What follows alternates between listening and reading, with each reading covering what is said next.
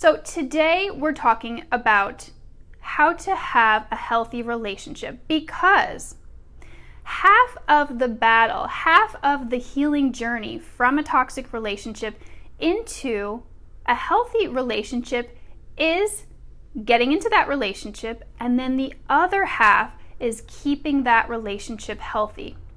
So I wanted to focus on this today because it is so important. We can tend to focus so much on the dating process and the healing process, but we also need to focus on how to keep that relationship healthy once we're in it. So that's what we're going to be talking about today. And I noticed for myself that because my previous relationships were so toxic, there was so much dysfunction, they really weren't healthy, that there wasn't a lot of room or a lot of safety for me to look at my own behaviors, some of the things that I was doing that weren't exactly healthy.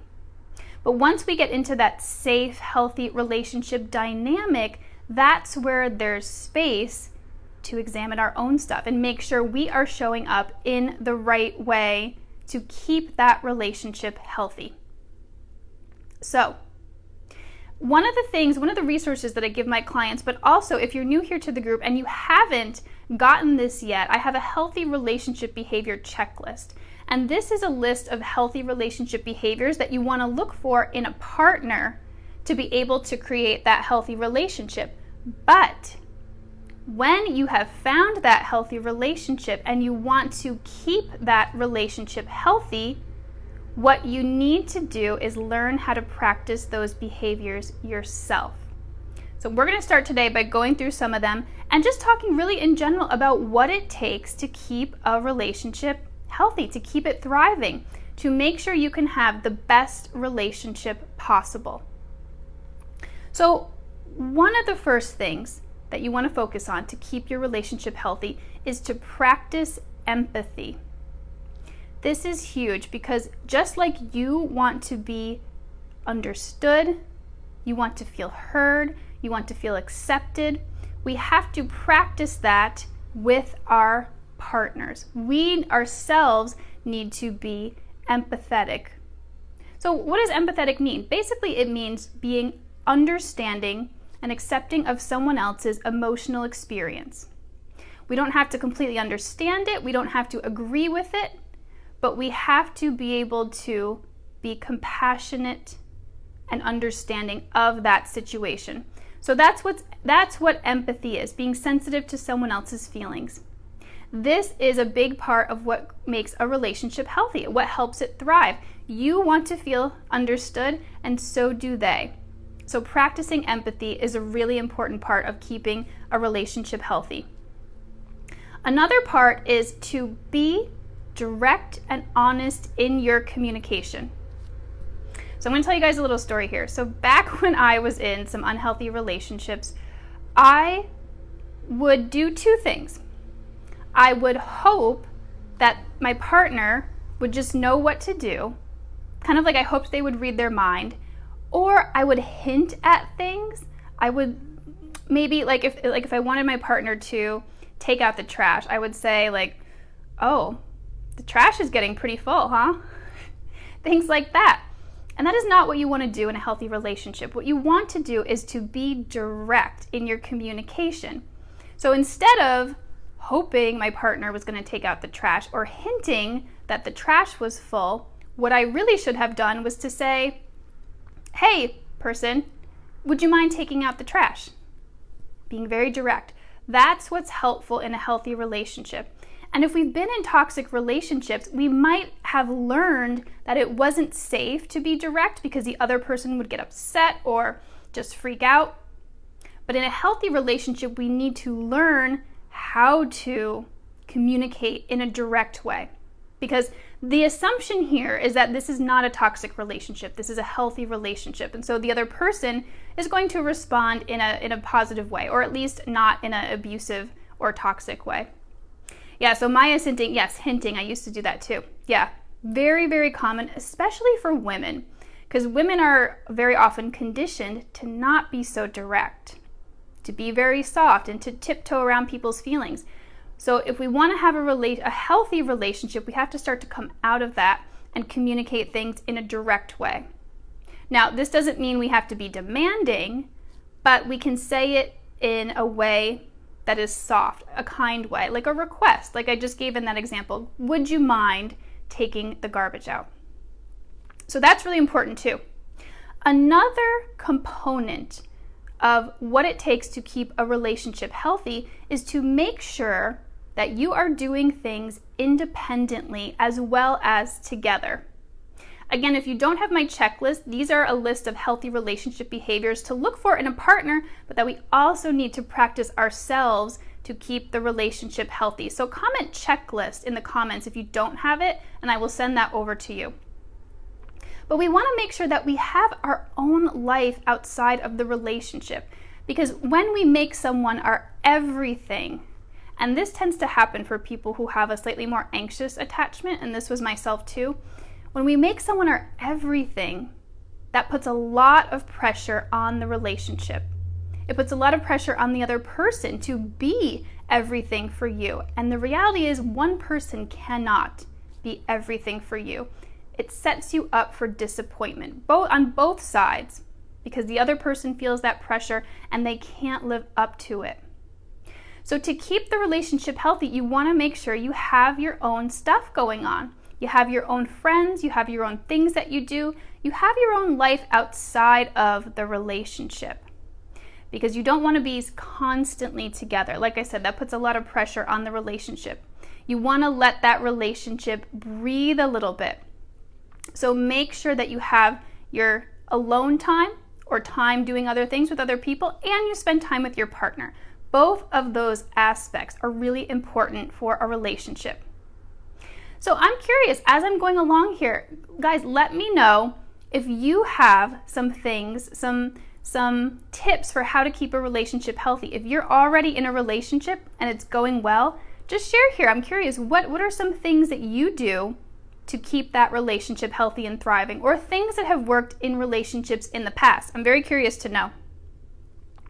So another aspect of how to keep a relationship healthy is being able to apologize as well as forgive.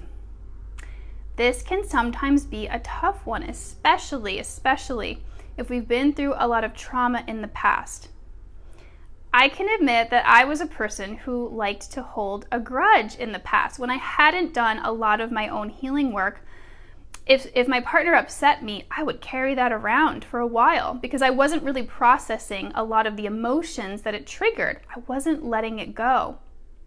So part of what makes a relationship healthy is the ability to forgive someone. As long as they're apologizing and they've acknowledged that what they did wasn't okay and it hurt your feelings or it made you upset, whatever it was, if they're apologizing and saying, okay, I'm going to do it better next time, our job then is to forgive. Now, in vice versa, if we do something that hurts our partner or isn't okay with them, we also have to own that too. And this can be some of the hardest aspects of a healthy relationship, owning our own stuff. Because like I talked about in the beginning here, if we've been in a toxic relationship, very often, like if we've been with someone who's abusive, the problem was them. It was not us. So in a healthy relationship, there's more space for some of our own unhealthy behaviors or coping mechanisms to come out, and part of the healing process is learning then how to have a healthy relationship. I talked about this in a post I did on Facebook the other day, but the real journey for me has been, now that I'm in a healthy relationship, I have had to look at my own stuff, because my partner is very communicative about when things are hurting him, and vice versa for me. It's the same for me. So we're both having to work out how to show up in a relationship and make it safe for both people, and that has included me having to apologize, my partner too. So this is a skill to cultivate, and if just the thought of apologizing feels really, really scary, that might mean there's a little bit more of healing to do in that area. Perhaps somebody took advantage of you in the past when you did apologize. Perhaps there's a lot of stuff still going on from that if you were in an abusive relationship in the past. And so I would recommend getting some professional support there. This is something that I do. I help women release all of the stuff that's contributing to making it hard to be vulnerable, to be intimate in that way. Because an apology is a very intimate thing. It's a very vulnerable thing. So if the thought of that feels terrifying, please reach out for professional support. It really makes a difference. And I see there's a question here. I love it. Okay. So Lacey asks, how do we know the difference between narcissistic behavior versus them acting out in defense mechanisms due to them also having been abused? That is a great question. So when it comes to healthy relationship behaviors versus toxic relationship behaviors, we don't need to understand the source of it. What we need to know, the most important thing that we need to know is, can this person modify their behavior to accommodate me? So if, for example, your partner tends to lash out, tends to get very angry and yell when they're upset, truly it doesn't matter if that's coming from a narcissistic place. I mean, we can say here from a spiritual perspective, from an egoic perspective, that all of that behavior is narcissistic, whether or not someone has actual narcissistic personality disorder. That would be a whole other video to go into, because basically all of the ego, all of the wounds within us tend to be narcissistic. There's lots of dynamics there. I won't go into it today because it's too much to cover today. But if that person cannot modify their behavior, if you say to them, hey, this isn't okay, I need you to not raise your voice, or better yet, phrase it in a positive way. Can you please keep your voice calm when we're having a discussion? If they can't do that, then this person is likely not going to be a healthy relationship partner for you. And they're probably narcissistic then. Again, like I said, not that it really truly matters whether they are or not, but for someone narcissistic, it's very difficult to modify their behavior. But if they can, then that's good. That's a good sign. That's a way you can tell if someone is going to be a healthy partner for you. If they can modify their behavior and stop doing the thing that bothers you. So I hope that that's helpful, because I know a lot of us here have gone through abuse, right? Or maybe just mistreatment. Maybe we wouldn't call it abuse. We could just call it mistreatment. And somehow we are learning how to manage our behaviors and not take them out on other people. So there truly is no excuse here. Whether someone has been abused in the past, whether someone's narcissistic, most people, barring a severe mental illness, are able to modify their behavior if they want to. So if you have a partner who has been abused in the past and they have really toxic, I don't always love to use that word, but they have toxic defense mechanisms, probably not going to be a healthy partner for you. And I know this is where many of us who consider ourselves to be empathic can get into trouble, because we so much understand what it's like to be abused, to be hurt. And so we tend to excuse those behaviors. And one of the things I say most often is, don't let the understanding of where a behavior comes from excuse it. So I hope this helps you, and I hope this answers your question, Lacey.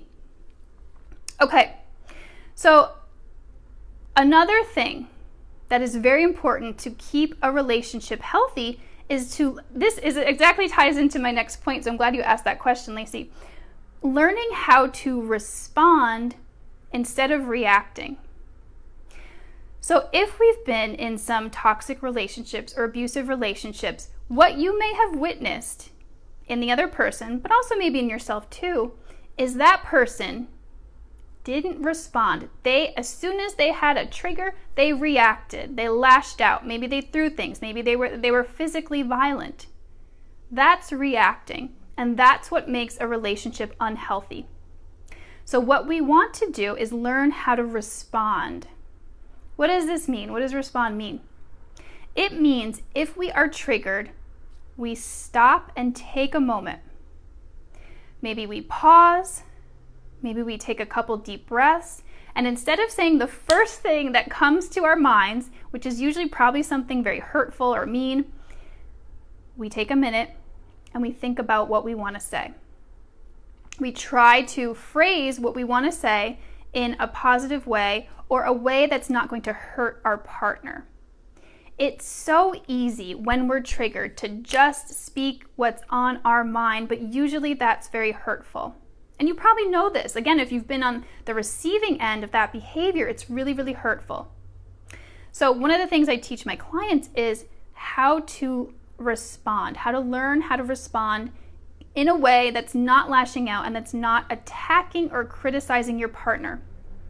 Sometimes this means that we have to take a couple minutes to ourselves. Sometimes we even need a couple hours if we are getting too emotionally flooded by whatever it is that triggered us, and we know that if we talk right now, it's going to come out in the wrong way.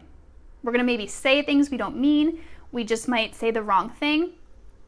So if you need to take even hours to just calm down and consider what you want to say, that makes a huge difference. My partner and I have been practicing this for a while because we do tend to have some really intense triggers at times, and it's really made a big difference in our relationship. So I highly recommend learning how to just take a moment and pause instead of reacting in a situation. So to kind of tie into this, one of the next things that's going to keep a relationship healthy and thriving is in your communication to use I statements. So what does this mean?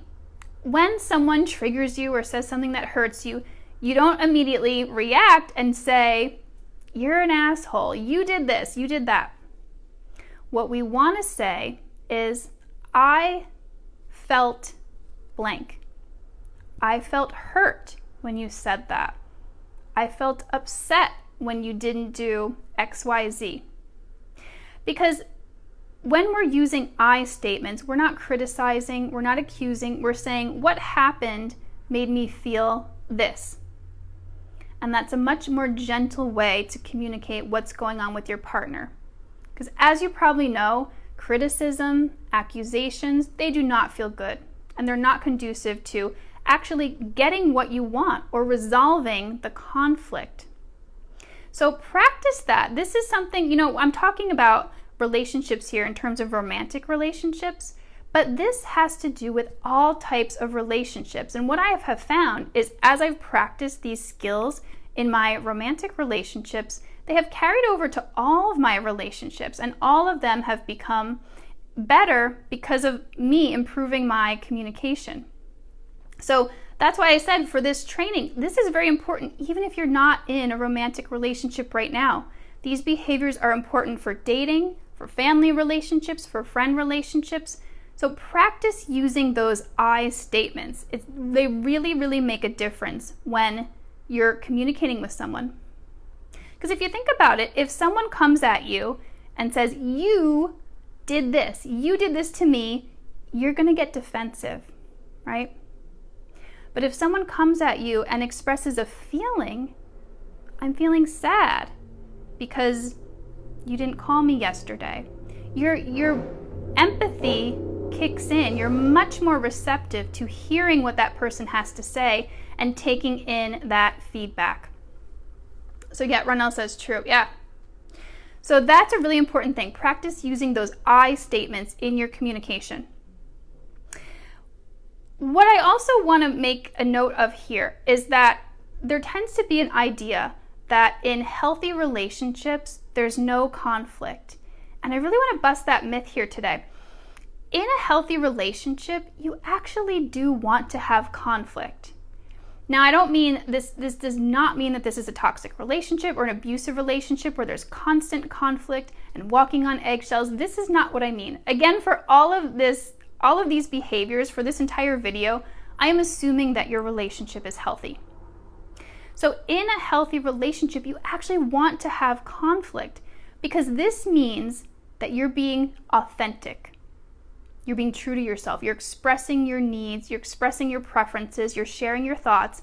And what inevitably happens because someone else is different from you, they have a different perspective, they have different thoughts, they have different ideas, is then sometimes there's a conflict that you need to work out, that you need to discuss. How many of you have ever been in a relationship where there wasn't any conflict, but it was super unhealthy? Me. That was a lot of my marriage. We really didn't fight very much, but I also didn't feel like my partner was really present in the relationship. So there wasn't anything to fight about because he wasn't completely emotionally there, emotionally available. So let me know if you've experienced this. So that's not what we want. You know, some people say, oh, I've been with my partner 10 years and we've never fought. Someone says that. I do not think that that's a good sign. Like I said, you want to have some conflict because we want to make sure we're being authentic. We're sharing our thoughts and feelings. We're sharing when things aren't okay.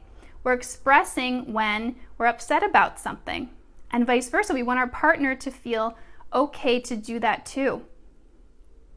So what we want here is to have some conflict. Some conflict is healthy because in a relationship where someone is emotionally available, they're showing up. Like I said, they're expressing themselves. They're sharing how they feel in a healthy, respectful way. And there's going to be disagreements and you work them out. That's what we want. So that is one major component of a healthy relationship that I want to kind of bust the myth. We do want to have some conflict. So yeah, Maya says, my story too. Yeah, each was in their own world, never fighting, avoiding conflict. Yeah, avoiding conflict is not healthy because usually that means one or both people are suppressing their actual emotions and their emotional feelings. And this leads to resentment, anxiety, depression. So yeah, Ronell is saying mature adults are able to voice their differences. Exactly. And again, this doesn't mean in an unhealthy way. This doesn't mean yelling. This doesn't mean shaming, criticizing. This means using those I statements, expressing your feelings, and working things out. And if you have to get outside support to do this, great. Read books, go to couples counseling, talk to someone who has a healthy relationship who can give you advice. Sometimes that's what's necessary too. Okay, so Cassie is asking, is it reasonable to bring up something that hurt me days after it happened? As I continue my healing journey, I'm finding that it's hard for me to speak up about a boundary in the moment most of the time. Yeah, Cassie, I can understand that.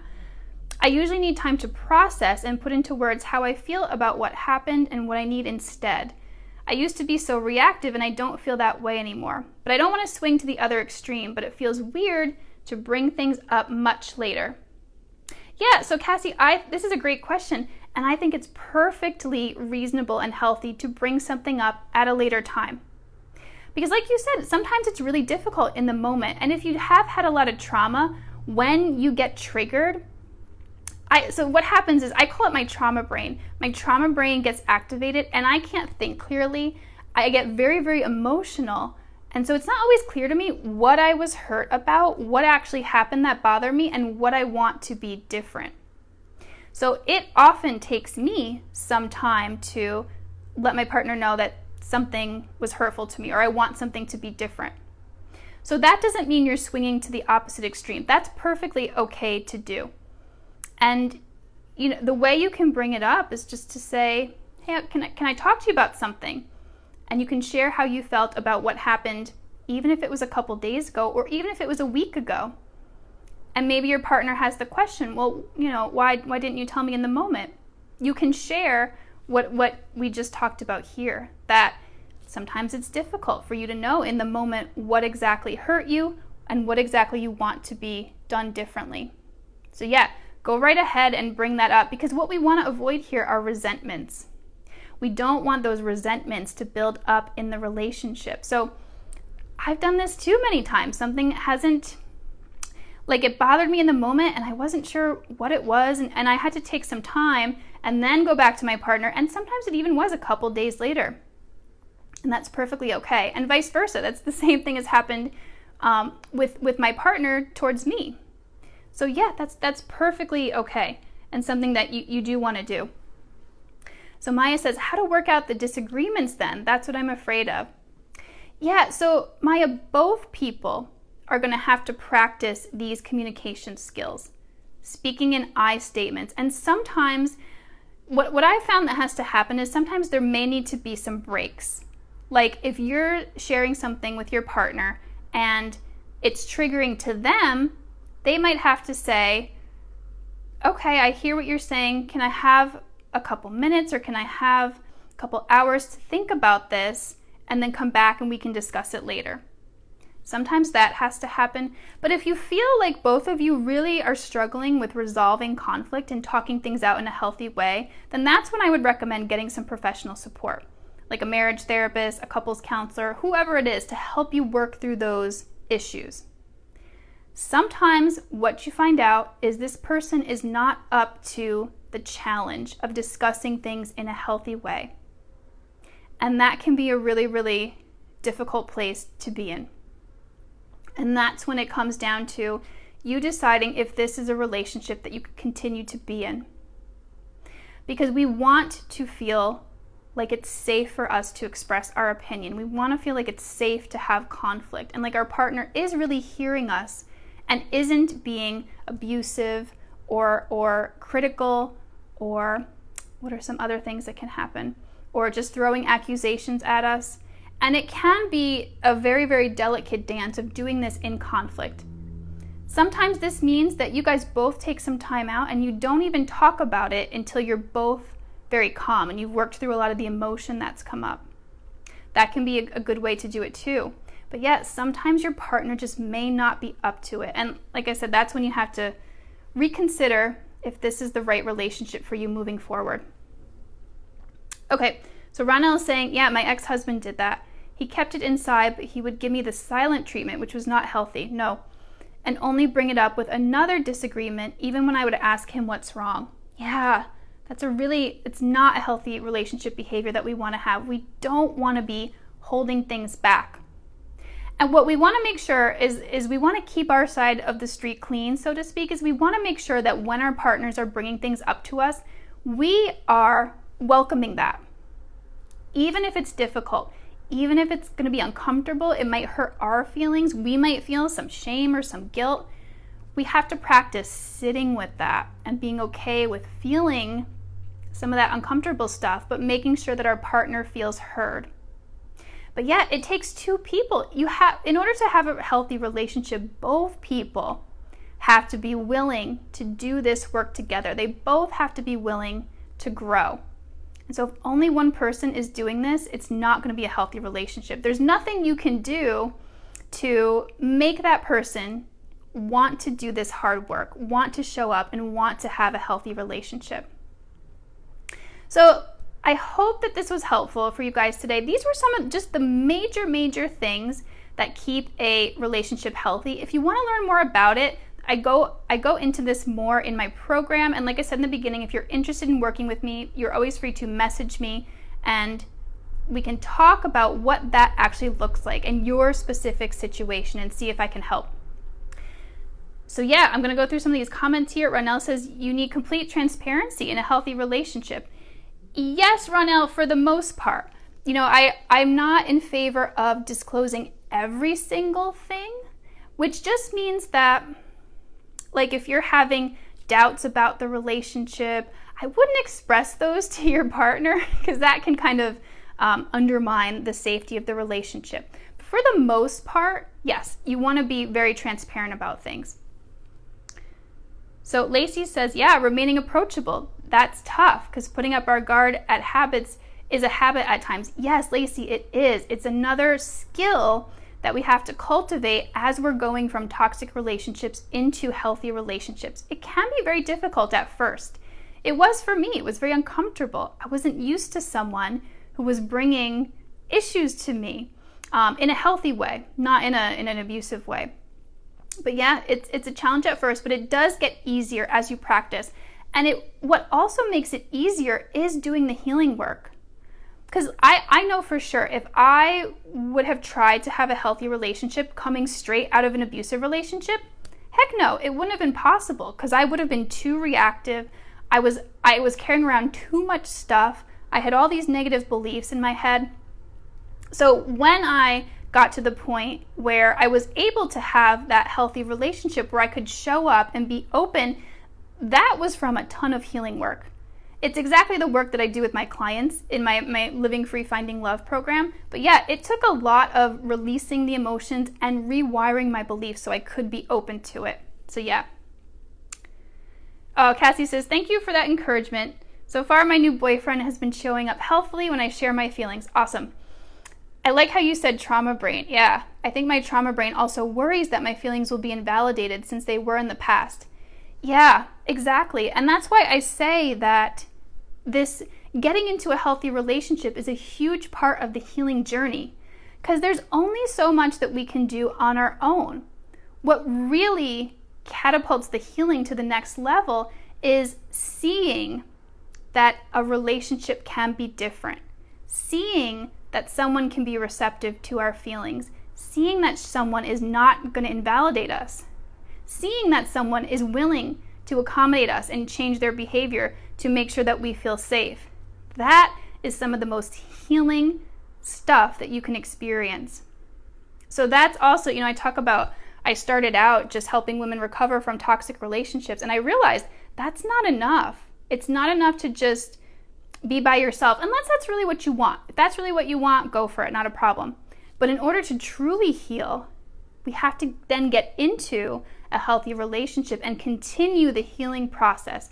It's like the first time that I brought up an issue to my current partner and he didn't invalidate me. He didn't just tell me I was crazy, and he apologized and then wanted to shift his behavior to accommodate me. It was like mind blown. Mind completely blown. And my nervous system just went, whew. It calmed down a significant amount because I saw, it was like I proved to myself that it could be different. I kind of knew that it could be different, and I had an idea that it could be different, but it wasn't until I actually saw it and experienced it being different that I reached the next level in my healing. So yeah, Ronell says, maybe one day I'll be brave enough to trust someone with my heart again. Yeah, I hear that, Ronell. It's truly a hero's journey, because for a lot of us, we have been through so many toxic relationships, so much pain, so much betrayal, and it really does take some courage to put yourself back out there and open up your heart. But healing does help. You guys, I cannot underestimate the support that getting professional help has been for me and has been for so many of the women I worked with. It's literally life-changing. So if you feel like you really do want to have love, you want to have a healthy relationship, but you either feel like it's too scary or you just don't want to get hurt again, please, I highly encourage you to get professional support. It really, really makes a difference. All right. So thank you all for participating in this live. I hope it was helpful. And please comment below or send me a message. You can do it privately too. What else do you want me to talk about? What do you want to learn more about? What do you want these live trainings to be about? These are for you. These are completely for you. So let me know what topics you want to know more about. And thank you so much for joining me and commenting here. All right. I will talk to you next week. Bye-bye.